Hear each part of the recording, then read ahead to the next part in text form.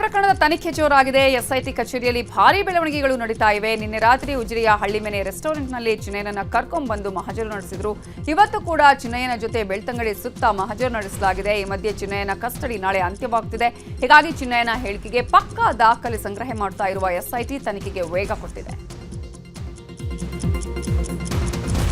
ಸುಜಾತಾ ಭಟ್ ಪರ ವಕೀಲ ಮಂಜುನಾಥ್ ಮೇಲೆ ಎಫ್ಐಆರ್ ದಾಖಲು ಹಿನ್ನೆಲೆ ವಿಚಾರಣೆಗೆ ಹಾಜರಾಗುವಂತೆ ಬೆಳ್ತಂಗಡಿ ಪೊಲೀಸರು ನೋಟಿಸ್ ಅನ್ನು ಕೊಟ್ಟಿದ್ದಾರೆ.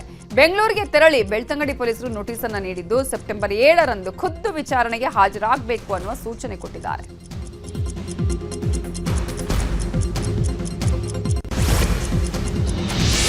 ಧರ್ಮಸ್ಥಳ ವಿರುದ್ಧ ಷಡ್ಯಂತರ ರೂಪಿಸಲಾಗಿದೆ ಎಂಬ ಆರೋಪ ಗಂಭೀರವಾಗಿ ಕೇಳಿ ಬರ್ತಾ ಇದೆ. ಈ ಹಿನ್ನೆಲೆ ಕೇಸ್ಗೆ ಜಾರಿ ನಿರ್ದೇಶನಾಲಯ ಸದ್ದಿಲ್ಲದೆ ಎಂಟ್ರಿ ಕೊಟ್ಟಿದೆ ಎನ್ನಲಾಗ್ತಾ ಇದೆ. ಷಡ್ಯಂತರ ರೂಪಿಸಲು ವಿದೇಶಗಳಿಂದ ಫಂಡಿಂಗ್ ಬಂದಿದೆ ಎಂಬ ದೂರು ಆಧರಿಸಿ ಇಡಿ ಮಾಹಿತಿಯನ್ನು ಕಲೆ ಹಾಕ್ತಾ ಇರುವಂತದ್ದು. ರಾಜ್ಯದ 2 NGO ಸಂಸ್ಥೆಗಳಾದ ಒಡನಾಡಿ ಹಾಗೂ ಸಂವಾದ ಸಂಸ್ಥೆಗಳ ಬ್ಯಾಂಕ್ ವಿವರಗಳನ್ನು ಕಲೆ ಹಾಕ್ತಾ ಇದೆ. ಬ್ಯಾಂಕ್ ವಿವರ ನೀಡುವಂತೆ ಬ್ಯಾಂಕ್ ಅಧಿಕಾರಿಗಳು ಮತ್ತು ಪೊಲೀಸರಿಗೆ ಇಡಿ ಸೂಚನೆ ಕೊಟ್ಟಿದೆ.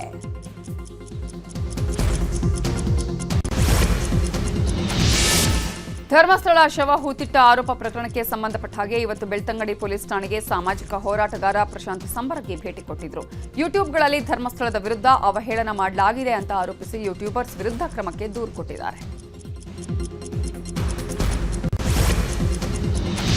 ಧರ್ಮಸ್ಥಳ ಕೇಸ್ ವಿಚಾರವಾಗಿ ಮಾತನಾಡಿದ ಸಚಿವ ಪರಮೇಶ್ವರ್, ಧರ್ಮಸ್ಥಳ ಪ್ರಕರಣದ ಬಗ್ಗೆ ಎಸ್ಐಟಿ ತನಿಖೆ ನಡೆಸ್ತಾ ಇದೆ. ಎನ್ಐಎ ತನಿಖೆಗೆ ಪ್ರಕರಣ ಕೊಡೋದಿಲ್ಲ, ಅದರ ಅಗತ್ಯವೂ ಇಲ್ಲ. ಎಸ್ಐಟಿ ತನಿಖೆ ಮುಗಿದು ವರದಿ ಬರೋವರೆಗೂ ಬೇರೆ ಯಾವುದೇ ತನಿಖೆ ಇರೋದಿಲ್ಲ. ಸದ್ಯಕ್ಕೆ ಎಸ್ಐಟಿ ತನಿಖೆಯಲ್ಲಿ ಯಾವುದೇ ಸಮಸ್ಯೆ ಇಲ್ಲ ಅಂತ ಹೇಳಿದ್ರು. ಅನೇಕ ಸಂದರ್ಭದಲ್ಲಿ ನಾನು ಹೇಳಿದ್ದೇನೆ, ಎನ್ಐಎ ಕೊಡತಕ್ಕಂಥ ಅಗತ್ಯ ಇಲ್ಲ. ಎಸ್ಐಟಿಯನ್ನು ಮಾಡಿದ್ದೇವೆ, ಎಸ್ಐಟಿ ಕೆಲಸ ಮಾಡ್ತಾ ಇದೆ. ಹಾಗಾಗಿ ಎಸ್ಐಟಿ ಕೆಲಸ ಮಾಡುವಾಗ ಇನ್ನೊಂದು ಏಜೆನ್ಸಿ ಕೊಡೋ ಅಗತ್ಯ ಇಲ್ಲ. ಇದನ್ನು ನಾನು ಹೇಳಿದ್ದೇನೆ, ಮಾನ್ಯ ಮುಖ್ಯಮಂತ್ರಿಗಳು ಹೇಳಿದ್ದಾರೆ. ಅದರಿಂದ ಅವರ ಬೇಡಿಕೆ, ಅವರು ದಿನನಿತ್ಯ ಇದನ್ನು ಬೇರೆ ರೀತಿಯಲ್ಲಿ ತೆಗೆದುಕೊಂಡು ಹೋಗ್ತಾ ಇದ್ದಾರೆ. ಅದಕ್ಕಾಗಿ ಅವರು ಡಿಮ್ಯಾಂಡ್ ಮಾಡ್ತಾರೆ. ನಾವು ಎನ್ಐಎ ಕೊಡೋ ಅಗತ್ಯ ಇಲ್ಲ. ಅನೇಕ ಸಂದರ್ಭದಲ್ಲಿ ಧರ್ಮಸ್ಥಳ ಪ್ರಕರಣವನ್ನ ಎನ್ಐಎಗೆ ವಹಿಸಿ ಅಂತಿರುವಂತಹ ಬಿಜೆಪಿಯವರ ಮೇಲೆ ಸಿಎಂ ಸಿದ್ದರಾಮಯ್ಯ ಗರಂ ಆದ್ರು. ಮೈಸೂರಿನಲ್ಲಿ ಮಾತನಾಡಿರುವ ಮುಖ್ಯಮಂತ್ರಿಗಳು, ನಮ್ಮ ಪೊಲೀಸರ ಮೇಲೆ ಬಿಜೆಪಿಗೆ ನಂಬಿಕೆ ಇಲ್ವಾ? ಬಿಜೆಪಿಯವರು ಮೊದಲು ತನಿಖೆ ಮಾಡಿ ಅಂತ ಹೇಳ್ತಿದ್ರು. ಎಸ್ಐಟಿ ತನಿಖೆ ನಡೆಸಿದಾಗ ಯಾವ ಕಳೆಬರನೂ ಸಿಗ್ಲಿಲ್ಲ ಅಂತ ಈಗ ರಾಜಕೀಯವನ್ನ ಶುರು ಮಾಡ್ತಾ ಇದ್ದಾರೆ. ನಾವು ಎಸ್ಐಟಿ ತನಿಖೆಯಲ್ಲಿ ಮಧ್ಯಪ್ರವೇಶ ಮಾಡೋದಿಲ್ಲ ಅಂತ ಸಿಎಂ ಹೇಳಿಕೆಯನ್ನು ಕೊಟ್ಟರು. ಇದರ ಜೊತೆಗೆ ವಿದೇಶದಿಂದ ಫಂಡಿಂಗ್ ಬಂದಿದೆ ಅನ್ನೋ ಆರೋಪಕ್ಕೆ ಉತ್ತರಿಸಿದ ಸಿಎಂ, ವಿದೇಶದಿಂದ ದುಡ್ಡು ಬಂದಿರೋದು ಬಿಜೆಪಿಗೆ, ಇಷ್ಟೆಲ್ಲ ಮಾಡ್ತಿದ್ದಾರೆ, ಎಲ್ಲಿಂದ ದುಡ್ಡು ಬರುತ್ತೆ ಅಂತಾನೂ ಸಿಟ್ಟನ್ನ ಹೊರಹಾಕಿದ್ರು. ಪೊಲೀಸ್ನವ್ರ ಮೇಲೆ ನಂಬಿಕೆ ಇಲ್ಲ, ಎನ್ಐಎ ಮಾಡಿ ಅಂತ ಹೇಳ್ತಾರೆ ಅಲ್ವಾ, ತನಿಖೆ ಮಾಡಿ ಅಂತ. ಇದು ತನಿಖೆ ನಡೀತಾ ಇರೋದು ಯಾವುದು? ತನಿಖೆ ಮಾಡೋರು ಪೊಲೀಸ್ನವರೇ ಅಲ್ವಾ? ನಮ್ಮ ಪೊಲೀಸ್ನವ್ರ ಮೇಲೆ ನಂಬಿಕೆ ಇಲ್ಲ ಇವರಿಗೆ. ಬಿಗಿನಿಂಗ್ನಲ್ಲಿ ಇವರು ತನಿಖೆ ಮಾಡಿ ಅಂತ ಹೇಳಿದ್ರ, ಸ್ವಲ್ಪ ದಿನದವರೆಗೆ ತನಿಖೆ ಮಾಡಿ ಅಂತ ಹೇಳಲೇ ಇಲ್ಲ. ಆಮೇಲೆ ಡೆಡ್ ಬಾಡಿ ಸಿಕ್ಕದೆ ಹೋದ್ಮೇಲೆ ಶುರು ಮಾಡಿದ್ರು ತನಿಖೆ ಮಾಡಿ ಅಂತ. ಅಲ್ಲಿವರೆಗೆ ತನಿಖೆ ಮಾಡಲಿಲ್ಲ, ಸ್ವತಂತ್ರವಾಗಿ ಮಾಡ್ತಾ ಇದ್ದಾರೆ. ಸತ್ಯ ಹೊರಗಡೆ ಬರಲಿ, ಗೊತ್ತಾಗ್ಲಿ ಪೊಲೀಸ್ನವ್ರ ಮೇಲೆ. ಧರ್ಮಸ್ಥಳ ಕೇಸ್ ವಿಚಾರವಾಗಿ ಬೆಂಗಳೂರಿನಲ್ಲಿ ಮಾತನಾಡಿದ ಶಾಸಕ ರಂಗನಾಥ್, ಎಸ್ಐಟಿ ತನಿಖೆ ಬಗ್ಗೆ ಬಿಜೆಪಿಯವರು ಹೇಳಿಕೆಯನ್ನು ಬದಲಿಸಿದ್ದಾರೆ. ಸೌಜನ್ಯ ಮನೆಗೂ ಹೋಗಿದ್ರು, ವೀರೇಂದ್ರ ಹೆಗ್ಡೆ ಅವರ ಭೇಟಿಗೂ ಮಾಡಿದ್ರು. ಬಿಜೆಪಿಯವರದ್ದು ಕೌರವರಿಗೂ ಭಾವ, ಪಾಂಡವರಿಗೂ ಭಾವ ಅನ್ನೋ ಬರ್ತನೆ. ಬಿಜೆಪಿಯವರು ನಮ್ಮ ಭಾವನೆ ಕೆಣಕುವ ಕೆಲಸ ಮಾಡ್ತಿದ್ದಾರೆ, ಅವರಿಗೆ ತಕ್ಕ ಪಾಠ ಕಲಿಸುವ ಕೆಲಸ ಮಾಡ್ತೀವಿ ಅಂತ ಹೇಳಿದ್ರು. ಇನ್ನು ಇದೇ ವಿಚಾರವಾಗಿ ವೀರಪ್ಪ ಮೊಯ್ಲಿ ಕೂಡ ಪ್ರತಿಕ್ರಿಯಿಸಿದ್ದಾರೆ. ಬಹಳಷ್ಟು ಜನ ಶಾಸಕರ ಆದಿಯಾಗಿ, ಕಾಂಗ್ರೆಸ್ಸಿನ ಶಾಸಕರ ಆದಿಯಾಗಿ ಬಿಜೆಪಿಯವ್ರಿಗಿಂತ ಭಕ್ತಾದಿಗಳು ಇದ್ದೇವೆ. ಆ ಮಂಜುನಾಥ್ ಮೇಲೆ ನಂಬಿಕೆ ಇಟ್ಕೊಂಡು ಬಂದಿರೋಂಥದ್ದು. ಇವತ್ತೇನು ಒಂದು ಬಂದಿರೋಂಥ ಗೊಂದಲವನ್ನು ನಿವಾರಣೆ ಮಾಡಲಿಕ್ಕೆ ತನಿಖೆ ಮಾಡಿ ಅಂತ ಹೇಳಿರೋದಂತೂ ಸಹಜ. ನಾವೆಲ್ಲ ಇವತ್ತು ತನಿಖೆನ ಹಗ್ರ ಮಾಡಿರೋಂಥ ಹಿನ್ನೆಲೆಯಲ್ಲಿ ಆದಷ್ಟು ಸತ್ಯ ಹೊರಬರಲಿ ಅನ್ನೋದನ್ನು ನಾವೆಲ್ಲ ಸ್ವಾಗತಿಸ್ತೇವೆ. ಮುಂದಿನ ದಿನಗಳಲ್ಲಿ ಇವತ್ತು ಯಾವ ರೀತಿ ನಮ್ಮ ಸಂಸ್ಕೃತಿ, ನಮ್ಮ ಸಂಸ್ಕಾರ ಮತ್ತು ಪ್ರತಿಯೊಂದು ಭಾವನೆಗಳ ಈಗ ಇದನ್ನೆಲ್ಲ ವಾತಾವರಣ ಕೆಡಿಸುವವರೇ ಬಿಜೆಪಿಯವರು. ಎಸ್ಐಟಿ ಅವರೇ ಹೇಳಿದ್ದಾರೆ. ಅವರು ಅಂದರೆ ಅವರಿಗೆ ತಿಳುವಳಿಕೆ ಇದೆ, ಈ ಬಿಜೆಪಿಯವರಿಗೆ ತಿಳುವಳಿಕೆ ಇಲ್ಲ. ಷಡ್ಯಂತರ ಹೇಳ್ತಾ ಇದ್ದಾರಲ್ಲ, ಅವರಿಂದಲೇ ಷಡ್ಯಂತರ ಸ್ಥಳಕ್ಕೆ. ಈ ಷಡ್ಯಂತರ ಮಾಡುವವರು ಯಾರು ಈಗ ನಮಗೆ ಗೊತ್ತಾಗ್ತಾ ಇದೆ, ಬಿಜೆಪಿಯವರು ಮಾಡ್ತಾ ಇದ್ದಾರೆ. ಈ ಕ್ಲೋಸ್ ಆದಂಥ ಕೇಸು ಸೌಜನ್ಯದಲ್ಲಿ ಅವರ ಮನೆಗೆ ಹೋಗಿ BJP ಅಧ್ಯಕ್ಷ ವಿಜೇಂದ್ರ ಅವರು ಪುನಃ ಅದನ್ನು ಕೆದಕತಕ್ಕಂಥ ಅವಶ್ಯಕತೆ ಏನಿತ್ತು? BJPಯವರು ಹೋಗಿದ್ದಾರೆ. BJP ಅಧ್ಯಕ್ಷರೇ ಹೋದ ಮೇಲೆ ಅಶೋಕ್ ಹೋಗಬೇಕಾಗಿಲ್ಲ. ಅಲ್ಲಿ ಅವರು ಮಾಡುವ ಮಾತು ಮತ್ತು ಅವರು ಅದನ್ನು ರಾಜಕೀಯವಾಗಿ ದುರುಪಯೋಗ ಮಾಡತಕ್ಕಂಥದ್ದು BJP ಮಾಡೋದು. ಧರ್ಮಸ್ಥಳದ ಬಗ್ಗೆ ಷಡ್ಯಂತ್ರ ರೂಪಿಸಿ ಅಪಪ್ರಚಾರ ಮಾಡುತ್ತಿದ್ದಾರೆ. ಇಡೀ ಪ್ರಕರಣವನ್ನ NIAಗೆ ವಹಿಸಿ ಅಂತ ಮಾಜಿ ಸಚಿವ KS ಈಶ್ವರಪ್ಪ ಆಗ್ರಹಿಸಿದ್ದಾರೆ. ಶಿವಮೊಗ್ಗದ ರಾಷ್ಟ್ರಭಕ್ತ ಬಳಗದಿಂದ 250 ಕಾರುಗಳಲ್ಲಿ ಧರ್ಮಸ್ಥಳಕ್ಕೆ ರ್ಯಾಲಿ ಮಾಡಿದ್ದಾರೆ ಈಶ್ವರಪ್ಪ. ಕಾಶಿ ವಿಶ್ವನಾಥನ ಸನ್ನಿಧಿಯಿಂದ ಗಂಗಾಜಲ, ಶಿವಮೊಗ್ಗ ನಗರದ ತುಂಗಾಜಲ, ನೇತ್ರಾವತಿ ನದಿಯಲ್ಲಿ ಧರ್ಮಸ್ಥಳ ಶುದ್ಧೀಕರಣಕ್ಕಾಗಿ ಈಶ್ವರಪ್ಪ ಪವಿತ್ರ ನೀರನ್ನು ತಂದಿದ್ದಾರೆ. ರಾಷ್ಟ್ರಭಕ್ತ ಬಳಗದಿಂದ ಕೂಡ ಸುಮಾರು 250ಕ್ಕೂ ಹೆಚ್ಚಿಗೆ ಕಾರುಗಳಲ್ಲಿ ನಾವು ಇವತ್ತು ಧರ್ಮಸ್ಥಳಕ್ಕೆ ಹೊರಟಿದ್ದೇವೆ. ಧರ್ಮಸ್ಥಳಕ್ಕೆ ಹೋಗಿ ಅಲ್ಲಿ ವೀರೇಂದ್ರ ಹೆಗ್ಗಡೆಯವರಿಗೆ ನಾವು ಧೈರ್ಯ ಹೇಳ್ತಾ ಇದ್ದೇವೆ ಮತ್ತು ಧರ್ಮಸ್ಥಳದ ಮಂಜುನಾಥೇಶ್ವರ ಅವರ ಜೊತೆಗೆ ನಾವೆಲ್ಲರೂ ಕೂಡ ಆ ಭಕ್ತಿಯಿಂದ ಭಾಗವಹಿಸಿ ನಾವು ಧರ್ಮವನ್ನು. ಈಗ ರಾಜಕೀಯ ವಲಯದ ಪ್ರಮುಖ ಸುದ್ದಿಗಳು. ಮಾಜಿ ಸಚಿವ KN ರಾಜಣ್ಣ ಬಗ್ಗೆ ಶಾಸಕ HC ಬಾಲಕೃಷ್ಣ ಸ್ಫೋಟಕ ಹೇಳಿಕೆಯನ್ನು ಕೊಟ್ಟಿದ್ದಾರೆ. ರಾಮನಗರದಲ್ಲಿ ಮಾತನಾಡಿರುವ ಅವರು, ರಾಜಣ್ಣ ಅವರು ಬೇರೆ ಪಕ್ಷಕ್ಕೆ ಹೊರಟಿದ್ದಾರೆ, ಬಿಜೆಪಿಗೆ ಈಗಾಗಲೇ ಅರ್ಜಿ ಹಾಕೊಂಡಿದ್ದಾರೆ. ಮಾತಿನಿಂದ ಅವರು ಕೆಟ್ಟವರು, ಇದರಲ್ಲಿ ನಮ್ಮ ನಾಯಕರ ಷಡ್ಯಂತ್ರ ಏನೂ ಇಲ್ಲ. ರಾಜಣ್ಣ ಅವರ ಬ್ರೈನ್ ಮ್ಯಾಪಿಂಗ್ ಮಾಡಲಿ, ಯಾರ ಜೊತೆ ಸಂಪರ್ಕದಲ್ಲಿದ್ದಾರೆ ಅಂತ ಅನ್ನೋದು ಗೊತ್ತಾಗತ್ತೆ ಅಂತ ರಾಜಣ್ಣ ಬಗ್ಗೆ ಹೊಸ ಬಾಂಬ್ ಅನ್ನು ಸಿಡಿಸಿದ್ದಾರೆ. ಈಗ ಮಾತು ಮನೆ ಕೆಡಿಸ್ತು, ತೂತು ಒಲೆ ಕೆಡಿಸ್ತು ಅಂತ ಗಾದೆ ಇಲ್ಲ. ಹಂಗೆ ಅವ್ರ ಮಾತಿನಿಂದ ಅವ್ರು ಕೆಟ್ಟಿರ್ತಕ್ಕಂಥದ್ದೇ ವಿನ ಬೇರೆ ಯಾರ ಷಡ್ಯಂತ್ರನೂ ಇದರಿಂದ ಇಲ್ಲ. ಈಗೇನು ಮಾಡಕ್ಕೆ ಹೊಂಟವ್ರೆ ನನಗೆ ಗೊತ್ತಿರಂಗೆ ಅವ್ರು ಬೇರೆ ಪಕ್ಷಕ್ಕೆ ಹೋಗಿ ಹೊಂಟವ್ರೆ. ರಾಜಣ್ಣವ್ರೆ ಸರ್, ರಾಜಣ್ಣ BJP ಪಕ್ಷಕ್ಕೆ ಈಗಾಗಲೇ ಅರ್ಜಿ ಹಾಕೊಂಡವ್ರೆ, ಹೊರಡಕ್ಕೆ ಹೊಂಟವ್ರೆ. ನಮ್ಮ ಮೇಲೆ ಗೂಬೆ ಕುಂಡಿಸ್ಬೇಕು, ನಮ್ಮ ನಾಯಕರ ಮೇಲೆ ಗೂಬೆ ಕುಂಡಿಸ್ಬೇಕು. ಇದು ನಮ್ಮ ನಾಯಕರ ಷಡ್ಯಂತ್ರ ಇಲ್ಲವೇ ಇಲ್ಲ. ಇದರಲ್ಲಿ ಯಾರ್ದು ಬ್ರೈನ್ ಮ್ಯಾಪಿಂಗ್ ಯಾರ್ದಾಗಬೇಕು ಸರ್? ರಾಜಣ್ಣ ಅವರು ಯಾರ ಜೊತೆ ಸಂಪರ್ಕದಲ್ಲಿ ಅವ್ರೆ ಅಂತ ರಾಜಣ್ಣ ಅವರು ಗೊತ್ತಾಗಬೇಕಾದ್ರೆ ಎಲ್ಲರ ಜೊತೆ ಚರ್ಚೆ ಮಾಡೋರು. ಅವ್ರು ಆಗಲೇ ಬೇರೆ ಬೇರೆ ಜೊತೆ ಬೇರೆ ಪಕ್ಷದ ಸಂಪರ್ಕದಲ್ಲಿ ಇದ್ದಾರೆ ಅವರು. ಬಾಲಕೃಷ್ಣ ಅವರಿಂದಲೇ ಸೆಪ್ಟೆಂಬರ್ ಕ್ರಾಂತಿ ಶುರುವಾಗುತ್ತೆ ಅಂತ MLC ರಾಜೇಂದ್ರ ರಾಜಣ್ಣ ತಿರುಗೇಟನ್ನು ಕೊಟ್ಟಿದ್ದಾರೆ. ಬಾಲಕೃಷ್ಣ ಅವರ ಟೀಮ್ ಬಿಜೆಪಿಗೆ ಹೋಗಬಹುದು, ಸಿಎಂ ಮಾಡ್ತೀನಿ ಅಂದ್ರೆ ಬಿಜೆಪಿಗೆ ಹೋಗಬಹುದು ಅಂತ ಅಪ್ಪನ ಬಗ್ಗೆ ಮಾತನಾಡಿದ ಬಾಲಕೃಷ್ಣಗೆ ರಾಜೇಂದ್ರ ರಾಜಣ್ಣ ಕೌಂಟರ್ ಕೊಟ್ಟಿದ್ದಾರೆ. ಬಾಲಕೃಷ್ಣ ಅವರು ನಮ್ಮ ಪಕ್ಷದಲ್ಲಿ ಶಾಸಕರಿದ್ದಾರೆ. ನಮ್ಮ ಪಕ್ಷಕ್ಕೆ ಸೇರ್ಪಡೆ ಆಗಿಂತ ಮುಂಚೆ ಯಾವ ಪಕ್ಷದಲ್ಲಿ ಇದು ಬಂದ್ರಪ್ಪ? BJPನೂ ಮುಗಿಸಿದ್ದಾರೆ, JDS ಮುಗಿಸಿದ್ದಾರೆ. JDSಲ್ಲೂ ಶಾಸಕರಿದ್ದರು, ನಮ್ಮ ಪಕ್ಷದಲ್ಲೂ ಬಂದು ಒಂದು ಬಾರಿ ಸೋತು ಈ ಬಾರಿ ಗೆದ್ದಿದ್ದಾರೆ. ಈ ಒಬ್ಬೊಬ್ರಿಗೆ ಏನಾಗುತ್ತೆ ಅಂತ ಹೇಳಿದ್ರೆ ಮಾತಾಡೋದು ದಾಟಿ ತೆವಲಿರುತ್ತೆ, ಒಬ್ಬೊಬ್ರಿಗೆ ಇಲ್ಲ ತೀಟೆ ಇರುತ್ತೆ. ಅದನ್ನು ತೀರಿಸ್ಕೊಬೇಕು ಅಂತ ಹೇಳಿದ್ರೆ ಈ ರೀತಿ ಮಾತಾಡ್ತಾರೆ. ಈಗ ರಾಜಣ್ಣವ್ರು ಹೇಳಿದ್ರಪ್ಪ, ಸೆಪ್ಟೆಂಬರ್ ಆದಮೇಲೆ ಕ್ರಾಂತಿ. ಆ ಕ್ರಾಂತಿ ಏನಂದರೆ ಇವ್ರುಗಳೆಲ್ಲ BJPಗೆ ಹೋಗ್ಬೋದು. ಯಾರು ನಮ್ಮ ಮೇಲೆ ಆಪಾದನೆ ಮಾಡ್ತಿದ್ದಾರೆ, ರಾಜಣ್ಣವ್ರ ಮೇಲೆ ಮಾಡ್ತಿದ್ದಾರೆ, ನಾಳೆ ಬೆಳಿಗ್ಗೆ ಇವರೇ BJPಗೆ ಹೋದರೆ ಆಶ್ಚರ್ಯನೂ ಪಡೋಂಗಿಲ್ಲ. ನೋಡಿ, ಬಾಲಕೃಷ್ಣ ಅವರು ಭೋವಿ ನಿಗಮದಲ್ಲಿ ಭಾರೀ ಪ್ರಮಾಣದ ಭ್ರಷ್ಟಾಚಾರ ನಡೆದಿದೆ ಅನ್ನುವ ಆರೋಪ ಕೇಳಿಬಂದಿತ್ತು. ಈ ಬಗ್ಗೆ ನ್ಯೂಸ್ 18 ವಿಸ್ತೃತ ವರದಿಯನ್ನು ಪ್ರಸಾರ ಮಾಡಿತ್ತು. ಈ ಕುರಿತು ಪ್ರತಿಕ್ರಿಯೆ ನೀಡಿರೋ ಶಾಸಕ ಸುನೀಲ್ ಕುಮಾರ್, ಅವ್ಯವಹಾರದ ಹೊಣೆ ಹೊತ್ತು ಸಮಾಜ ಕಲ್ಯಾಣ ಇಲಾಖೆ ಸಚಿವ ಮಹದೇವಪ್ಪ ಕೂಡ ರಾಜೀನಾಮೆ ಕೊಡಬೇಕು ಅಂತ ಆಗ್ರಹಿಸಿದ್ರು. ಇದು 60%ಗೂ ಮೀರಿದ ಕಮಿಷನ್ ಸರ್ಕಾರ ಅನ್ನೋದು ಗೊತ್ತಾಗಿದೆ. ಪ್ರಕರಣದ ಹೊಣೆಯನ್ನ ನಿಗಮದ ಅಧ್ಯಕ್ಷರ ತಲೆಗೆ ಕಟ್ಟೋದು ಬೇಡ ಅಂತ ಸುನೀಲ್ ಕುಮಾರ್ ಹೇಳಿದರು. ಇದೇ ರೀತಿಯಾದಂಥ ಕಮಿಷನ್ ಹಗರಣ ನಡೆದಿದೆ ಎನ್ನುವಂಥದ್ದು ಜಗಜ್ಜಾಹೀರಾಗಿದೆ. ನಾವು ಮೊದಲಿಂದನೂ ಕೂಡ ಇದನ್ನೊಂದು 60% ಸರ್ಕಾರ ಅಂತ ಹೇಳ್ತಾ ಇದ್ವಿ. ಇವತ್ತು ಭೋವಿಯ ಅಭಿವೃದ್ಧಿ ನಿಗಮದ ಭ್ರಷ್ಟಾಚಾರವನ್ನು ನೋಡಿದಾಗ ಇದು 60%ಗಿಂತ ಮೀರಿದೆ ಅಂತ ನಮ್ಗೆ ಗೊತ್ತಾಗ್ತಿದೆ. ತಕ್ಷಣ ಸಮಾಜ ಕಲ್ಯಾಣ ಇಲಾಖೆಯ ಮಂತ್ರಿಗಳು ಇದರ ಹೊಣೆಯನ್ನು ಹೊತ್ತು ರಾಜೀನಾಮೆಯನ್ನು ಕೊಡಬೇಕು. ಇನ್ನು ಇದೇ ವಿಚಾರವಾಗಿ ಪ್ರತಿಕ್ರಿಯೆ ನೀಡಿರೋ H ವಿಶ್ವನಾಥ್, ಈ ಸರ್ಕಾರವೇ ಪರ್ಸೆಂಟೇಜ್ ಸರ್ಕಾರ, ಕರ್ನಾಟಕದಲ್ಲಿ ಅಭಿವೃದ್ಧಿಯೇ ನಡೀತಿಲ್ಲ. ಎಲ್ಲ ನಿಗಮದಲ್ಲೂ ಕೋಟ್ಯಾಂತರ ರೂಪಾಯಿ ಅವ್ಯವಹಾರ ನಡೆದಿದೆ. ನಿಗಮದಲ್ಲಿ ಎಲ್ಲರೂ ಅಯೋಗ್ಯರೇ ತುಂಬಿಕೊಂಡಿದ್ದಾರೆ ಅಂತ ಹೇಳಿದರು.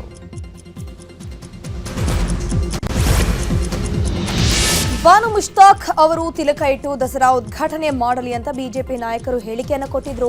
ಈ ವಿಚಾರವಾಗಿ ಸಚಿವ ಮಧು ಬಂಗಾರಪ್ಪ ಮಾತನಾಡಿದ್ದು, ಬಿಜೆಪಿಯವರ ಡೋಂಗಿಗಳು ಅಂತ ಆರೋಪಿಸಿದ್ದಾರೆ. ಬಿಜೆಪಿಯವರು ಹೊರಗಡೆ ತಿಲಕ ಇಟ್ಕೊಳ್ತಾರೆ, ಮಾಡುವುದೆಲ್ಲ ಹೊಲ್ಸ್ ಕೆಲಸ.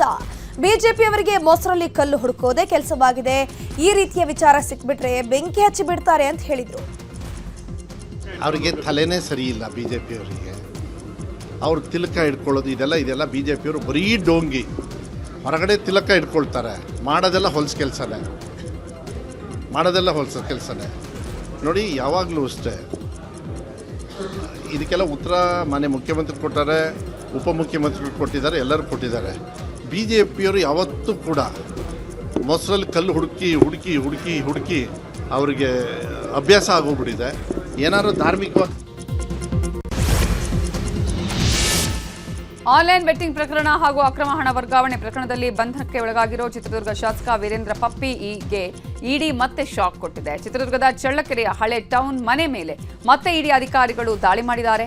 ಆಗಸ್ಟ್ 22ರಂದು ಇಡಿ ಅಧಿಕಾರಿಗಳು ದಾಳಿ ನಡೆಸಿ ದಾಖಲೆ ಪರಿಶೀಲನೆ ಮಾಡಿದ್ರು. ಹಾಗೆಯೇ ಐಷಾರಾಮಿ ಕಾರುಗಳ ಪರಿಶೀಲನೆಯೂ ನಡೆಸಲಾಗಿತ್ತು. ಇವತ್ತು ಮತ್ತೆ ದಾಳಿ ನಡೆಸಿದ್ದು ಶಾಸಕರ 4 ಐಷಾರಾಮಿ ಕಾರುಗಳನ್ನು ವಶಕ್ಕೆ ಪಡೆಯುವ ಸಾಧ್ಯತೆ ಇದೆ. ದಾವಣಗೆರೆಯಲ್ಲಿ ಛತ್ರಪತಿ ಶಿವಾಜಿ ಮಹಾರಾಜರ ಫ್ಲೆಕ್ಸ್ ಬದಲಾವಣೆ ವಿಚಾರ ಈಗ ರಾಜಕೀಯ ಸ್ವರೂಪವನ್ನು ಪಡ್ಕೊಂಡಿದೆ. ಕಾಲು ಕೆದರಿ ಜಗಳ ಮಾಡಿದ್ರೆ ಒದ್ದು ಒಳಗೆ ಹಾಕಿಸ್ತೀನಿ ಅಂತ ಸಚಿವ ಎಸ್ ಮಲ್ಲಿಕಾರ್ಜುನ್ ಹೇಳಿದ್ರು.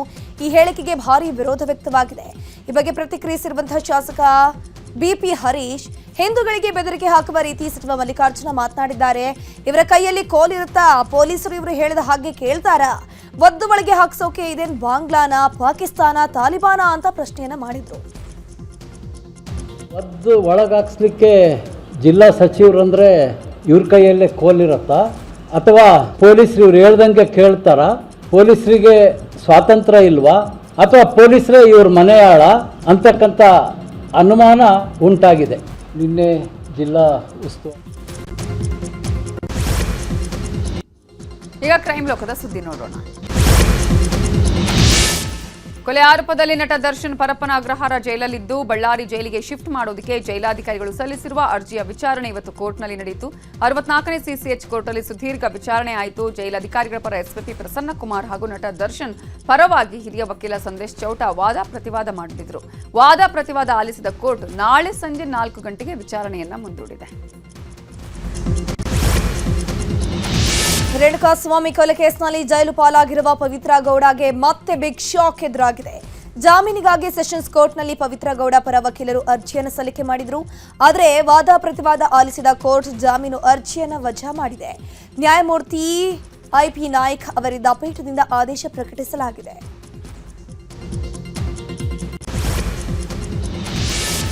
ಅಕ್ರಮವಾಗಿ ಚಿನ್ನ ಸಾಗಾಟ ಕೇಸಲ್ಲಿ ಸದ್ಯ ಜೈಲು ಪಾಲಾಗಿರೋ ನಟಿ ರನ್ಯಾರಾವ್ಗೆ ಮತ್ತೆ ಶಾಕ್ ಎದುರಾಗಿದೆ. ಮಾರ್ಚ್ 4ರಂದು ರನ್ಯಾರಾವ್ ಅವರನ್ನು ಬಂಧನ ಮಾಡಲಾಗಿತ್ತು. ಸದ್ಯ ರನ್ಯಾರಾವ್ 127.3 ಕೆಜಿ ಚಿನ್ನ ಕಳ್ಳ ಸಾಗಾಣೆ ಮಾಡಿರುವುದು ತನಿಖೆಯಲ್ಲಿ ದೃಢಪಟ್ಟಿದೆ ಎನ್ನಲಾಗಿದೆ. ಈ ಹಿನ್ನೆಲೆಯಲ್ಲಿ ಜುಡಿಕೇಷನ್ ಮಾಡಿರೋ ಡಿಆರ್ಐ 102.55 ಕೋಟಿ ದಂಡ ಪಾವತಿಸುವಂತೆ ರನ್ಯಾಗೆ ಶೋಕಾಸ್ ನೋಟಿಸ್ ಕೊಟ್ಟಿದೆ. ಬೀದರ್ ಜಿಲ್ಲೆಯಾದ್ಯಂತ ಕೆಮಿಕಲ್ ಫ್ಯಾಕ್ಟರಿಗಳ ಕಳ್ಳಾಟ ಮುಂದುವರೆದಿದೆ. ಕಾಲುವೆಯಲ್ಲಿ ಕೆಮಿಕಲ್ ತ್ಯಾಜ್ಯ ಸುರಿದು ಕಂಪನಿಗಳು ಕಳ್ಳಾಟ ಆಡ್ತಿವೆ. ಹುಮನಾಬಾದ್ ತಾಲೂಕಿನ ಗಡವಂತಿ ಗ್ರಾಮದ ಬಳಿ ಕಂಪನಿಗಳು ಕೆಮಿಕಲ್ ಸುರಿದಿದ್ದು, ಇನ್ನು ಸ್ಥಳಕ್ಕೆ ಎಂಎಲ್ಸಿ ಚಂದ್ರಶೇಖರ್ ಪಾಟೀಲ್, ಭೀಮಾರಾವ್ ಪಾಟೀಲ್ ಭೇಟಿ ಕೊಟ್ಟು ಪರಿಶೀಲನೆ ಮಾಡಿದ್ದಾರೆ. ಕೆಮಿಕಲ್ ಫ್ಯಾಕ್ಟರಿಗಳ ನಿರ್ಲಕ್ಷ್ಯದ ಬಗ್ಗೆ ಅಸಮಾಧಾನ ವ್ಯಕ್ತಪಡಿಸಿದ್ದಾರೆ. ತಪ್ಪಿತಸ್ಥರ ವಿರುದ್ಧ ಕೂಡಲೇ ಕ್ರಮ ಕೈಗೊಳ್ಳಿ ಅಂತ ಸದಸ್ಯರು ಆಗ್ರಹಿಸಿದ್ದಾರೆ.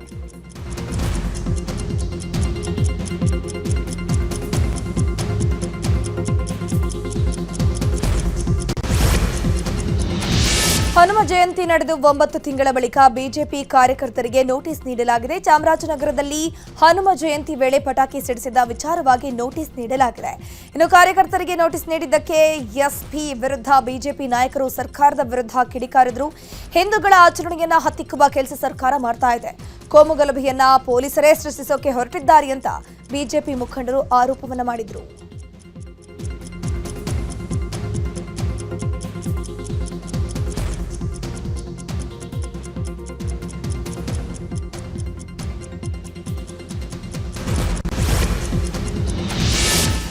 ಸಾಹಸ ಸಿಂಹ ವಿಷ್ಣುವರ್ಧನ್ಗೆ ಕರ್ನಾಟಕ ರತ್ನ ಕೊಡಬೇಕು ಅಂತ ಹಿರಿಯ ನಟಿಯರು ಸಿಎಂಗೆ ಮನವಿ ಸಲ್ಲಿಸಿದ್ದಾರೆ. ಇವತ್ತು ಸಿಎಂ ಕಾವೇರಿ ನಿವಾಸದಲ್ಲಿ ಭೇಟಿಯಾದ ನಟಿ ಜಯಮಾಲಾ, ಶ್ರುತಿ, ಮಾಳವಿಕಾ ಅವಿನಾಶ್ ಸಿಎಂಗೆ ಮನವಿ ಪತ್ರ ಕೊಟ್ಟು ಕರ್ನಾಟಕ ರತ್ನ ನೀಡುವಂತೆ ಆಗ್ರಹಿಸಿದರು.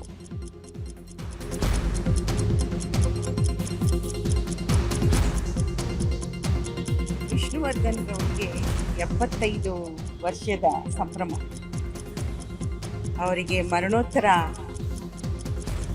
ಕರ್ನಾಟಕ ರತ್ನವನ್ನ ನೀಡಿ ಅಂತ ಕೇಳಿದ್ವಿ. ಹಾಗೆ ಡಾಕ್ಟರ್ ಶ್ರೀಮತಿ ಸರೋಜಾದೇವಿ ಶ್ರೀ ಹರ್ಷ ಅವ್ರಿಗೂ ಕೂಡ ಮರಣೋತ್ತರ ಕರ್ನಾಟಕ ರತ್ನವನ್ನು ನೀಡಬೇಕು ಅಂತ ಕೇಳಿಕೊಂಡು ಸರೋಜಾದೇವಿಯವರ ಆ ರಸ್ತೆಗೆ ಅವರ ಹೆಸರನ್ನು ಇಡಬೇಕು ಅಂತ ಹೇಳಿ ನಾವು ಕೇಳ್ಕೊಂತೀವಿ. ವಿಷ್ಣುವರ್ಧನ್ ಅವರಿಗೆ 18ನೇ ಸೆಪ್ಟೆಂಬರು ಡಾಕ್ಟರ್ ವಿಷ್ಣುವರ್ಧನ್ ಸಾಹಸ ಸಿಂಹ ಅಂತ ಕರ್ನಾಟಕದ ಎಲ್ಲ ಜನತೆಯ ಹೃದಯ ಸಿಂಹಾಸನವನ್ನ ಆಕ್ರಮಿಸಿಕೊಂಡಿರುವಂತಹ ಡಾಕ್ಟರ್ ವಿಷ್ಣುವರ್ಧನ್ ಅವರಿಗೆ 75ನೇ ಹುಟ್ಟುಹಬ್ಬ. ಆ ಸಂದರ್ಭದಲ್ಲಿ ಕರ್ನಾಟಕ ರತ್ನ ಬಿರುದನ್ನು ಅವರಿಗೆ ಘೋಷಣೆ ಮಾಡಬೇಕು ಅಂತ ನಾವು ಮನವಿ ಮಾಡ್ಕೊಳ್ಳೋಕ್ಕೆ CM ಸಿದ್ದರಾಮಯ್ಯ ಅವ್ರನ್ನ ಭೇಟಿ ಮಾಡಿದ್ವಿ ಇವತ್ತು. ಅವರು ಅದಕ್ಕೆ ರಚನಾತ್ಮಕವಾಗಿ ಸ್ಪಂದಿಸಿದ್ದಾರೆ. 4ನೇ ತಾರೀಕು ಕ್ಯಾಬಿನೆಟ್ ಮೀಟಿಂಗ್ ನಡೀತಾ ಇದೆ. ಸಾಧ್ಯವಾದರೆ ಅದರಲ್ಲಿ ಸೇರಿಸಿ ನಾನು ಚರ್ಚೆ ಮಾಡಿ ಘೋಷಣೆ ಮಾಡ್ತೀನಿ ಅಂತ ಭರವಸೆ ಕೊಟ್ಟಿದ್ದಾರೆ. 18 ಇಂದಿನಿಂದ ಗ್ರೇಟರ್ ಬೆಂಗಳೂರು ಪ್ರಾಧಿಕಾರ ಅಸ್ತಿತ್ವಕ್ಕೆ ಬಂದಿದೆ. GBAಗೆ ಅಧಿಕಾರಿಗಳ ನೇಮಕ ಮಾಡಿ ಸರ್ಕಾರ ಆದೇಶವನ್ನು ಹೊರಡಿಸಿದೆ. GBA ಮುಖ್ಯ ಆಯುಕ್ತರಾಗಿ ಮಹೇಶ್ವರ್ ರಾವ್, ಆಡಳಿತ ಕಂದಾಯ ಹಾಗೂ IT ವಿಭಾಗಕ್ಕೆ ವಿಶೇಷ ಆಯುಕ್ತರಾಗಿ ಮನೀಶ್ ಮೌದ್ಗಿಲ್, ಆರೋಗ್ಯ ಶಿಕ್ಷಣಕ್ಕೆ ಸುರಳ್ಕರ್ ವಿಕಾಸ್ ಕಿಶೋರ್ ಅವರನ್ನ ವಿಶೇಷ ಆಯುಕ್ತರಾಗಿ ನೇಮಿಸಲಾಗಿದೆ. ಹಣಕಾಸು ವಿಭಾಗಕ್ಕೆ ಸ್ಪೆಷಲ್ ಕಮಿಷನರ್ ಆಗಿ ಹರೀಶ್ ಕುಮಾರ್, ವಿಪತ್ತು ನಿರ್ವಹಣೆ, ಹವಾಮಾನ ಕ್ರಿಯಾ ಯೋಜನೆ, ಚುನಾವಣೆ ವಿಭಾಗಕ್ಕೆ ವಿಶೇಷ ಆಯುಕ್ತೆಯಾಗಿ ಪ್ರೀತಿ ಗೆಹ್ಲೋಟ್ ಅವರನ್ನ ನೇಮಕ ಮಾಡಲಾಗಿರುವಂಥದ್ದು. ಇನ್ನು ಗ್ರೇಟರ್ ಬೆಂಗಳೂರು ಪ್ರಾಧಿಕಾರದ ಸದಸ್ಯರಾಗಿ ಡಾಕ್ಟರ್ ಯತೀಂದ್ರ ಸಿದ್ದರಾಮಯ್ಯ ಅವರನ್ನ ನೇಮಕ ಮಾಡಿರುವ ಬಗ್ಗೆ DCM DK ಶಿವಕುಮಾರ್ ಸ್ಪಷ್ಟನೆ ಕೊಟ್ಟಿದ್ದಾರೆ. ಯತೀಂದ್ರ ಬೆಂಗಳೂರು ನಿವಾಸಿ, ಬೆಂಗಳೂರಿನಲ್ಲೇ ವೋಟಿಂಗ್ ಪವರ್ ಇರಬೇಕು ಅಂತ ಹೇಳಿದ್ರು. ಬೆಂಗಳೂರು ನಗರದಲ್ಲಿ ಯಾರು ವೋಟರ್ ಆಗಿರ್ತಾರೆ, ಯಾರು ಆಯ್ಕೆ ಆಗಿರ್ತಾರೆ, ಆ ಸಂಸ್ಥೆಗಳಿಂದ ಬಹುಶಃ ಅವ್ರ ವೋಟು ಬೆಂಗಳೂರಲ್ಲಿ ಇರ್ಬೋದು ಅಂತ ಕಾಣ್ತದೆ. ನನಗೆ ಗೊತ್ತಿಲ್ಲ. ಇಸ್ ವೋಟ್ ಮೇ ಬಿ ಇನ್ ಬ್ಯಾಂಗ್ಳೂರ್. ನಾನು ಇಂಟೀರಿಯರ್ ನೋಡಕ್ಕೆ ಹೋಗಿಲ್ಲ. ಯಾರು ಅಲ್ಲಿಂದ ಎಲೆಕ್ಟ್ ಆಗಿರ್ತಾರೆ, ಬೆಂಗಳೂರು ನಗರದಿಂದ ವೋಟ್ ಇಟ್ಕೊಂಡಿರ್ತಾರೆ, ಅವ್ರನ್ನ ನಾವು we can't avoid them. Bengaluru ನಗರದಲ್ಲಿ ಬಿಹಾರದಲ್ಲಿ ರಾಹುಲ್ ಗಾಂಧಿ ಯಾತ್ರೆ ವೇಳೆ ಪ್ರಧಾನಿ ಮೋದಿಯವರ ತಾಯಿ ಬಗ್ಗೆ ಕಾಂಗ್ರೆಸ್ ಹಾಗೂ RJD ಕಾರ್ಯಕ್ರಮದ ವೇದಿಕೆಯಿಂದ ಕಾರ್ಯಕರ್ತನೊಬ್ಬ ಕೀಳು ಮಟ್ಟದ ಹೇಳಿಕೆಯನ್ನ ನೀಡಿದ್ದ. ತಾಯಿಯ ವಿರುದ್ಧ ಮಾತನಾಡಿದ ಕಾಂಗ್ರೆಸ್ ಹಾಗೂ RJD ವಿರುದ್ಧ ಪ್ರಧಾನಿ ಮೋದಿ ಗುಡುಗಿದ್ದಾರೆ. ತಾಯಿಯೇ ನಮ್ಮ ಜಗತ್ತು, ತಾಯಿಯೇ ನಮ್ಮ ಸ್ವಾಭಿಮಾನ. ಆದರೆ ಬಿಹಾರದಲ್ಲಿ ಆಗಿದ್ದನ್ನ ನಾನು ಎಂದೂ ಕೂಡ ಊಹಿಸಿರಲಿಲ್ಲ. ಈ ನಿಂದನೆಗಳು ನನ್ನ ತಾಯಿಗೆ ಮಾಡಿದ ಅವಮಾನ ಮಾತ್ರವಲ್ಲ, ದೇಶದ ತಾಯಂದಿರು, ಸಹೋದರಿಯರು ಮತ್ತು ಹೆಣ್ಣು ಮಕ್ಕಳಿಗೆ ಮಾಡಿದ ಅವಮಾನ ಅಂತ ಆಕ್ರೋಶವನ್ನು ವ್ಯಕ್ತಪಡಿಸಿದ್ದಾರೆ. ಇನ್ನು ಪ್ರಧಾನಿ ಮೋದಿಯವರ ತಾಯಿಯನ್ನ ನಿಂದಿಸಿರುವುದನ್ನ ಖಂಡಿಸಿ ಸೆಪ್ಟೆಂಬರ್ 4ರಂದು ಬಿಹಾರ ಬಂದ್ಗೆ ಬಿಜೆಪಿ ಕರೆ ಕೊಟ್ಟಿದೆ. हमारा संसार होती है, माँ ही हमारा स्वाभिमान होती है. इस समृद्ध परंपरा वाले बिहार में कुछ दिन पहले जो हुआ, उसकी मैंने कभी कल्पना तक नहीं की थी. किसी बिहार ಸೆಮಿಕಂಡಕ್ಟರ್ಗೆ ಸಂಬಂಧಿಸಿ ನವದೆಹಲಿಯಲ್ಲಿ ಸೆಮಿಕಾನ್ ಇಂಡಿಯಾ 2025 ಆಯೋಜಿಸಲಾಗಿದೆ. ಕಾರ್ಯಕ್ರಮ ಉದ್ಘಾಟಿಸಿ ಮಾತನಾಡಿದ ಪ್ರಧಾನಿ ಮೋದಿ, ಜಾಗತಿಕ ಚಿಪ್ ಮಾರುಕಟ್ಟೆಯಲ್ಲಿ ಭಾರತ ಬೆಳೀತಾ ಇರುವ ಪಾತ್ರವನ್ನು ಒತ್ತಿ ಹೇಳಿದರು ಮತ್ತು $1 ಟ್ರಿಲಿಯನ್ ಮೌಲ್ಯದ ಸೆಮಿಕಂಡಕ್ಟರ್ ವಲಯದಲ್ಲಿ ದೇಶವು ಪ್ರಮುಖ ಪಾತ್ರ ವಹಿಸಲಿದೆ. ಭಾರತದೊಂದಿಗೆ ಸೆಮಿಕಂಡಕ್ಟರ್ ಭವಿಷ್ಯವನ್ನು ನಿರ್ಮಿಸಲು ಜಗತ್ತು ಸಿದ್ಧವಾಗಿದೆ ಅಂತ ಹೇಳಿದರು. हर आकलन से भी बेहतर प्रदर्शन किया है. एक तरफ जब दुनिया भर की इकोनॉमी में चिंताएं हैं, ಉತ್ತರಾಖಂಡದಲ್ಲಿ ನಿರಂತರವಾಗಿ ಮಳೆಯಾಗುತ್ತಿದ್ದು ಜನಜೀವನ ಅಸ್ತವ್ಯಸ್ತಗೊಂಡಿದೆ. ಉಧಮ್ ಸಿಂಗ್ ನಗರದಲ್ಲಿ ಕಳೆದ 3 ದಿನಗಳಿಂದ ಭಾರೀ ಮಳೆಯಾಗಿದ್ದು ನಗರದ ರಸ್ತೆಗಳು ಜಲಾವೃತವಾಗಿದ್ದು ತಗ್ಗು ಪ್ರದೇಶಗಳಿಗೆಲ್ಲ ನೀರು ನುಗ್ಗಿ ಅವಾಂತರವೇ ಸೃಷ್ಟಿಯಾಗಿದೆ. ಹರಿಯಾಣದಲ್ಲೂ ಭಾರೀ ಮಳೆಯಾಗುತ್ತಿದೆ. ಅಂಬಾಲಾದಲ್ಲಿ ನಿರಂತರ ಮಳೆಯಿಂದಾಗಿ ವಸತಿ ಪ್ರದೇಶಗಳಿಗೆಲ್ಲ ನೀರು ನುಗ್ಗಿದ್ದು ಜನಜೀವನ ಅಸ್ತವ್ಯಸ್ತಗೊಂಡಿದೆ. ಉತ್ತರ ಪ್ರದೇಶದಲ್ಲೂ ಭಾರೀ ಮಳೆಯಾಗುತ್ತಿದೆ. ಗೋಂಡಾದಲ್ಲಿ ಧಾರಾಕಾರ ಮಳೆಯಾಗುತ್ತಿದ್ದು ನಗರದ ರಸ್ತೆಗಳು ಜಲಾವೃತಗೊಂಡಿದ್ದು ವಾಹನ ಸವಾರರು ಸಂಚಾರ ಮಾಡೋಕೆ ಹರಸಾಹಸ ಪಟ್ಟರು. ಜಮ್ಮು ಮತ್ತು ಕಾಶ್ಮೀರದಲ್ಲೂ ನಿರಂತರವಾಗಿ ಮಳೆಯಾಗುತ್ತಿದೆ. ದೋಡಾ ಜಿಲ್ಲೆಯ ವರ್ಧೇವಾ ಟೌನ್ನಲ್ಲಿ ಮಳೆಯಾಗುತ್ತಿದ್ದು ಮುಂಜಾನೆಯಿಂದಲೇ ಜಡಿ ಮಳೆಯಾಗುತ್ತಿರೋದ್ರಿಂದ ಜನರು ಮನೆಗಳಿಂದ ಹೊರಬರಲಾಗದ ಸ್ಥಿತಿ ನಿರ್ಮಾಣವಾಗಿದೆ. ಪಂಜಾಬ್ನಲ್ಲಿ ಭಾರೀ ಮಳೆಗೆ ಪ್ರವಾಹವೇ ಸೃಷ್ಟಿಯಾಗಿದೆ. ಕಳೆದ 25 ವರ್ಷಗಳಲ್ಲಿ ಅತಿ ಹೆಚ್ಚು ಮಳೆಯಾಗಿದ್ದು ಪಂಜಾಬ್ನ ಹಲವು ಜಿಲ್ಲೆಗಳಲ್ಲಿ ಪ್ರವಾಹವೇ ಸೃಷ್ಟಿಯಾಗಿದೆ. ಇನ್ನು ಪ್ರವಾಹದ ಭೀಕರತೆಗೆ 20ಕ್ಕೂ ಹೆಚ್ಚು ಎಮ್ಮೆ ಹಸುಗಳು ಕೊಚ್ಚಿಕೊಂಡು ಹೋಗಿವೆ. ಇನ್ನು ಸುಮಾರು 3 ಲಕ್ಷ ಎಕರೆಯಲ್ಲಿನ ಬೆಳೆ ನಾಶವಾಗಿದೆ. ತೆಲಂಗಾಣದಲ್ಲಿ BRS ಪಕ್ಷದಿಂದ ಕವಿತಾ ಅವರಿಗೆ ಗೇಟ್ ಪಾಸ್ ಕೊಡಲಾಗಿದೆ. ಪಕ್ಷ ವಿರೋಧಿ ಚಟುವಟಿಕೆ ಆರೋಪದ ಮೇಲೆ ಕವಿತಾ ಅವರನ್ನ ಅವರ ತಂದೆಯದ್ದೇ ಪಕ್ಷದಿಂದ ಹೊರದಬ್ಬಿರುವುದು ಹಲವರಿಗೆ ಶಾಕ್ಗೆ ಕಾರಣವಾಗಿದೆ. ಅತ್ಯಾಚಾರ ಪ್ರಕರಣದಲ್ಲಿ ಬಂಧನವಾಗಿದ್ದ ಪಂಜಾಬ್ನ ಆಪ್ ಶಾಸಕ ಹರ್ಮಿತ್ ಸಿಂಗ್ ಎಸ್ಕೇಪ್ ಆಗಿದ್ದಾನೆ. ಪೊಲೀಸರ ಮೇಲೆಯೇ ಗುಂಡು ಹಾರಿಸಿ ಪೊಲೀಸ್ ಕಸ್ಟಡಿಯಿಂದ ಎಸ್ಕೇಪ್ ಆಗಿರುವಂತದ್ದು. ಪಂಜಾಬ್ನ ಕರ್ನಾಲ್ನಲ್ಲಿ ಈ ಒಂದು ಘಟನೆ ನಡೆದಿದೆ. ಪೊಲೀಸರು ತೀವ್ರ ಹುಡುಕಾಟವನ್ನು ಮುಂದುವರೆಸಿದ್ದಾರೆ. ಉತ್ತರ ಆಫ್ರಿಕಾದ ಪಶ್ಚಿಮ ಸುಡಾನ್ನಲ್ಲಿ ಭಯಾನಕ ಭೂಕುಸಿತ ಉಂಟಾಗಿದ್ದು ಇಡೀ ಹಳ್ಳಿಯೇ ನೆಲಸಮವಾಗಿದೆ. ಈ ಭೀಕರ ದುರಂತದಲ್ಲಿ 1,000ಕ್ಕೂ ಹೆಚ್ಚು ಜನರು ಸಾವನ್ನಪ್ಪಿದ್ದಾರೆ. ಇನ್ನು ಮೊರ್ರಾ ಪರ್ವತ ಪ್ರದೇಶದಲ್ಲಿ ಗ್ರಾಮದ ಮೇಲೆ ಬೆಟ್ಟದಿಂದ ಗುಡ್ಡ ಕುಸಿದು ಈ ದುರಂತ ಸಂಭವಿಸಿದೆ. ಪೂರ್ವ ಅಫ್ಘಾನಿಸ್ತಾನದಲ್ಲಿ ಸಂಭವಿಸಿರುವ ಭೂಕಂಪದಲ್ಲಿ ಮೃತಪಟ್ಟವರ ಸಂಖ್ಯೆ 1,200ಕ್ಕೆ ಏರಿಕೆಯಾಗಿದೆ. 3,251 ಜನ ಗಾಯಗೊಂಡಿದ್ದು ಆಸ್ಪತ್ರೆಯಲ್ಲಿ ಚಿಕಿತ್ಸೆ ಕೊಡಿಸಲಾಗ್ತಾ ಇದೆ. 8,000 ಮನೆಗಳಿಗೆ ಹಾನಿಯಾಗಿದೆ. ಸಂತ್ರಸ್ತರು ಕಣ್ಣೀರು ಹಾಕ್ತಿದ್ದಾರೆ. ಸಾವು ನೋವು ಮತ್ತಷ್ಟು ಹೆಚ್ಚಾಗುವ ಸಾಧ್ಯತೆ ಇದೆ ಅಂತ ಅಫ್ಘಾನಿಸ್ತಾನದ ಅಧಿಕಾರಿಗಳು ಮಾಹಿತಿ ಕೊಟ್ಟಿದ್ದಾರೆ. ಹಮಾಸ್ ಇಸ್ರೇಲ್ ಸಂಘರ್ಷದಲ್ಲಿ ಪ್ಯಾಲೆಸ್ತೇನಿಯರು ಸಂಕಷ್ಟಕ್ಕೆ ಸಿಕ್ಕಾಕೊಂಡಿದ್ದಾರೆ. ಹಮಾಸ್ ಬಂಡುಕೋರರ ವಿರುದ್ಧದ ಕದನವನ್ನ ಇಸ್ರೇಲ್ ತೀವ್ರಗೊಳಿಸಿದೆ. ಪ್ಯಾಲೆಸ್ತೇನಿಯರನ್ನ ಬಲವಂತವಾಗಿ ಉತ್ತರ ಗಾಜಾದಿಂದ ಹೊರಹಾಕಲಾಗ್ತಾ ಇದ್ದು ಎಲ್ಲಿ ಹೋಗಬೇಕು ಅಂತ ಪ್ಯಾಲೆಸ್ತೇನಿಯರು ಕಣ್ಣೀರು ಹಾಕ್ತಿದ್ದಾರೆ. 2 ದಿನಗಳ ಪ್ರವಾಸಕ್ಕಾಗಿ ಭಾರತಕ್ಕೆ ಬಂದಿರೋ ಜರ್ಮನಿಯ ವಿದೇಶಾಂಗ ಸಚಿವ ಜಾನ್ ಡೇವಿಡ್ ವಾಡೆಫಿಲ್ ಬೆಂಗಳೂರಿಗೆ ಆಗಮಿಸಿದ್ದಾರೆ. ಇವತ್ತು ಭಾರತೀಯ ಬಾಹ್ಯಾಕಾಶ ಮತ್ತು ಸಂಶೋಧನಾ ಸಂಸ್ಥೆ ಇಸ್ರೋಗೆ ಭೇಟಿ ಕೊಟ್ಟರು. ಇನ್ನು ನಾಳೆ ಕೇಂದ್ರ ಸಚಿವರಾದ ಪಿಯೂಷ್ ಗೋಯಲ್, ಡಾಕ್ಟರ್ ಎಸ್ ಜೈಶಂಕರ್ ಅವರೊಂದಿಗೆ ದ್ವಿಪಕ್ಷೀಯ ಮಾತುಕತೆ ನಡೆಸಲಿದ್ದಾರೆ.